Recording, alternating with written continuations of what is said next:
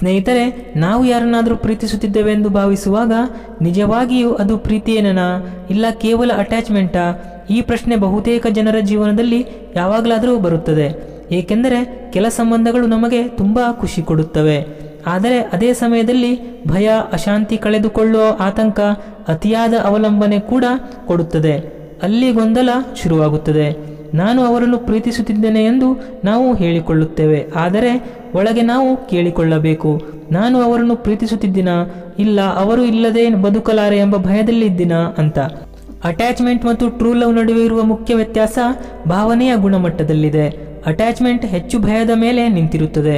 ಅವರು ನನ್ನನ್ನು ಬಿಟ್ಟು ಹೋದರೆ, ಅವರು ಇನ್ನೊಬ್ಬರ ಜೊತೆ ಹತ್ತಿರವಾದರೆ, ಅವರು ನನ್ನ ಮೆಸೇಜ್ಗೆ ತಕ್ಷಣ ರಿಪ್ಲೈ ಕೊಡಲಿಲ್ಲ ಅಂದರೆ ಏನು? ಇಂತಹ ಯೋಚನೆಗಳು ನಿಮ್ಮ ಮನಸ್ಸಿನಲ್ಲಿ ಹೆಚ್ಚು ಇದ್ದರೆ ಅದು ಪ್ರೀತಿಯಲ್ಲ, ಅದು ಅಟ್ಯಾಚ್ಮೆಂಟ್ ಆಗಿರಬಹುದು. ಅಟ್ಯಾಚ್ಮೆಂಟ್ನಲ್ಲಿ ನಾವು ಆ ವ್ಯಕ್ತಿಯನ್ನು ಕಳೆದುಕೊಳ್ಳುವ ಭಯದಿಂದ ಹಿಡಿದುಕೊಂಡಿರುತ್ತೇವೆ. ಅದು ಪ್ರೀತಿಯಲ್ಲ, ಅದು ಭಯದಿಂದ ಬಂದ ಬಂಧನ. ಟ್ರೂ ಲವ್ ಹೇಗಿರುತ್ತೆ ಅಂದರೆ, ಟ್ರೂ ಲವ್ ಸ್ವತಂತ್ರವಾಗಿರುತ್ತದೆ. ಅಲ್ಲಿ ಒತ್ತಡ ಇರಲ್ಲ. ಅಲ್ಲಿ ನೀನು ನನ್ನದು ಅನ್ನೋ ಸ್ವಾರ್ಥಕ್ಕಿಂತ ನೀನು ಖುಷಿಯಾಗಿರಬೇಕು ಅನ್ನೋ ಹಾರೈಕೆ ಇರುತ್ತದೆ. ಟ್ರೂ ಲವ್ನಲ್ಲಿ ನಂಬಿಕೆ ಇರುತ್ತದೆ. ಪ್ರತಿಯೊಂದು ವಿಷಯಕ್ಕೂ ಶಂಕೆ ಮಾಡುವ ಅಗತ್ಯವಿಲ್ಲ. ಅವರು ಸ್ವಲ್ಪ ಬ್ಯುಸಿ ಇದ್ದರೂ, ತಡವಾಗಿ ಮಾತನಾಡಿದರೂ ನಿಮ್ಮ ಒಳಗಿನ ಶಾಂತಿ ಕದಡುವುದಿಲ್ಲ. ಏಕೆಂದರೆ ಪ್ರೀತಿಯ ಮೂಲ ನಂಬಿಕೆ, ಅಟ್ಯಾಚ್ಮೆಂಟ್ನ ಮೂಲ ಭಯ ಆಗಿರುತ್ತದೆ. ಅಟ್ಯಾಚ್ಮೆಂಟ್ನಲ್ಲಿ ನಾವು ಆ ವ್ಯಕ್ತಿಯ ಮೂಲಕ ನಮ್ಮ ಖಾಲಿತನವನ್ನು ತುಂಬಿಕೊಳ್ಳಲು ಪ್ರಯತ್ನಿಸುತ್ತೇವೆ. ನಾವು ಒಂಟಿಯಾಗಿರುವಾಗ ಅಶಾಂತಿ ಆಗುತ್ತದೆ, ಅವರ ಜೊತೆ ಮಾತನಾಡಿದಾಗ ಮಾತ್ರ ಶಾಂತಿ ಸಿಗುತ್ತದೆ. ಇದು ಒಳ್ಳೆಯದಂತೆ ಕಾಣಬಹುದು, ಆದರೆ ಇದರಲ್ಲಿ ಅಪಾಯ ಇದೆ. ಏಕೆಂದರೆ ನಿಮ್ಮ ಸಂತೋಷ ಸಂಪೂರ್ಣವಾಗಿ ಮತ್ತೊಬ್ಬರ ಕೈಯಲ್ಲಿ ಇರುತ್ತದೆ. ಅವರು ಇದ್ದರೆ ನೀವು ಖುಷಿ, ಅವರು ಇಲ್ಲದಿದ್ದರೆ ನೀವು ಕುಗ್ಗಿ ಹೋಗುತ್ತೀರಿ. ಇದು ಆರೋಗ್ಯಕರ ಪ್ರೀತಿ ಅಲ್ಲ.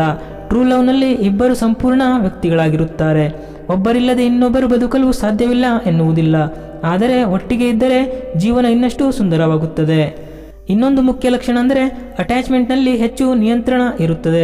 ಎಲ್ಲಿ ಹೋಗ್ತೀಯಾ, ಯಾರ ಜೊತೆ ಮಾತಾಡ್ತೀಯಾ, ಇದನ್ನು ಹಾಕಬೇಡ, ಅವನ ಜೊತೆ ಫ್ರೆಂಡ್ಶಿಪ್ ಬೇಡ, ಇಂತಹ ಮಾತುಗಳು ಹೆಚ್ಚಾಗಿ ಬರುತ್ತಿದ್ದರೆ ಅದು ಇನ್ಸೆಕ್ಯೂರಿಟಿಯಿಂದ ಬರುತ್ತದೆ. ಅಟ್ಯಾಚ್ಮೆಂಟ್ಗೆ ಸುರಕ್ಷತೆ ಬೇಕು, ಆದ್ದರಿಂದ ಅದು ಹಿಡಿದುಕೊಳ್ಳಲು ಪ್ರಯತ್ನಿಸುತ್ತದೆ. ಟ್ರೂ ಲವ್ನಲ್ಲಿ ಸ್ಪೇಸ್ ಇರುತ್ತದೆ. ನೀವು ನಿಮ್ಮ ಕನಸುಗಳನ್ನು ಬೆನ್ನಟ್ಟಿ ಹೋಗಬಹುದು. ಅವರು ನಿಮ್ಮ ಬೆಳವಣಿಗೆಗೆ ಬೆಂಬಲ ಕೊಡುತ್ತಾರೆ, ನಿಮ್ಮನ್ನು ಸಣ್ಣದಾಗಿಸುವುದಿಲ್ಲ. ನಿಮ್ಮ ಸಂಬಂಧಗಳಲ್ಲಿ ಜಗಳಗಳು ಬರುತ್ತವೆಯಾ? ಜಗಳಗಳು ಇದ್ದರೆ ಅದು ಅಟ್ಯಾಚ್ಮೆಂಟ್ ಅಂತಲ್ಲ, ಆದರೆ ಜಗಳದ ನಂತರ ಏನಾಗುತ್ತದೆ ಎಂಬುದು ಮುಖ್ಯ. ಅಟ್ಯಾಚ್ಮೆಂಟ್ನಲ್ಲಿ ನನ್ನನ್ನು ಬಿಟ್ಟು ಹೋಗಬೇಡ ಅನ್ನೋ ಭಯದಿಂದ ನಾವು ಮೌನವಾಗಬಹುದು ಅಥವಾ ಹೆಚ್ಚು ಹಿಡಿದುಕೊಳ್ಳಬಹುದು. ಟ್ರೂ ಲವ್ನಲ್ಲಿ ಸಮಸ್ಯೆ ಬಗ್ಗೆ ಮಾತನಾಡಲಾಗುತ್ತದೆ. ಅಲ್ಲಿ ಈಗೋ ಕಡಿಮೆ, ಅರ್ಥ ಮಾಡಿಕೊಳ್ಳುವ ಮನಸ್ಸು ಹೆಚ್ಚಾಗಿರುತ್ತದೆ.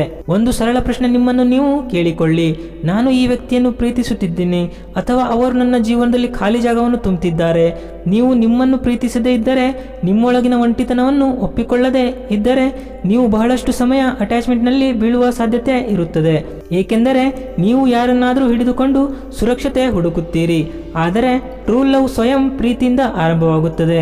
ನೀವು ನಿಮ್ಮ ಜೊತೆ ಶಾಂತವಾಗಿದ್ದಾಗ, ನೀವು ಒಂಟಿಯಾಗಿದ್ದರೂ ಸಂತೋಷವಾಗಿದ್ದಾಗ, ನೀವು ಮಾಡುವ ಸಂಬಂಧ ಹೆಚ್ಚು ಆರೋಗ್ಯಕರವಾಗುತ್ತದೆ.